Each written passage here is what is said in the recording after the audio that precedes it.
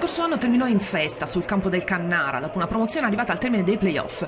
Nella sua prima stagione in Serie D da società nuova, rinata dalle proprie ceneri, la Torres ha ottenuto il risultato preventivato, la salvezza. Non doveva arrivare così, all'ultimo respiro, in una gara da dentro o fuori contro il Castiadas dopo una stagione in cui si sono alternati 3 allenatori e che ha regalato poche gioie e tante sofferenze. Ma così è arrivata e così questa piazza, giustamente, la festeggia. In una gara in cui tanta era la tensione per l'altissima posta in palio, i rossoblù di mister Riolfo sono riusciti a tirar fuori anche le residue energie emotive oltre a quelle fisiche, tenendo bene il campo seppur rischiando qualcosa contro un'avversaria che partiva dall'unico risultato utile, la vittoria. Al Castiadas vanno i migliori auguri per un pronto ritorno in categoria. La cronaca si apre al 10° con il tentativo dalla lunga distanza di Spinola che prova a sorprendere Forzati fuori dai pali.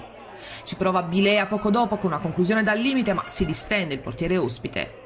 Per il Castiadas l'occasione più ghiotta arriva da punizione di Carrus che imbecca bene Pinna sul suo colpo di testa preciso e eccezionale l'intervento di Fabio Cancelli. Al 24° Spinola è solo davanti a Forzati dopo un pallone recuperato sul disimpegno della difesa ospite, tira forte ma il portiere è bravissimo e mette in angolo. Si fa alla ripresa con il Castiadas costretto a proporsi in avanti e a concedere più spazi. Dopo 2 minuti manda alto Sarrizzu sul servizio di Spinola. Ospiti più coraggiosi e che guadagnano qualche metro, pericoloso Milani con le sue incursioni in area. Si fa male Spinola, in campo al suo posto Camilli al 19°. Poco dopo servizio d'esterno preciso di De Martis per Sarrizzu che da buona posizione non trova l'impatto con la sfera. Il Castiadas non molla e cerca di aumentare il giri quando si arriva alla mezz'ora di gara con il risultato ancora a favore dei rossoblù. Al 32° deve entrare Piga per D'Alessandro, colpito duro poco prima. Si combatte in mezzo al campo e la gara resta in bilico fino al 38° quando può finalmente esplodere l'acquedotto. De Martis raccoglie un pallone respinto e dal limite controlla e la mette lì dove il pur bravo Forzati non può proprio arrivare.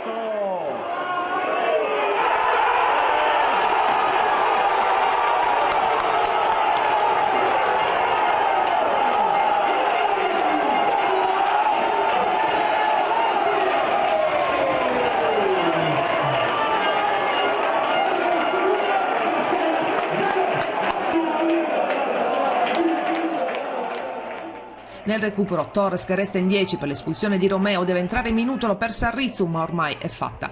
C'è tempo solo per vedere l'ennesima traversa stagionale colpita da Camilli in corsa.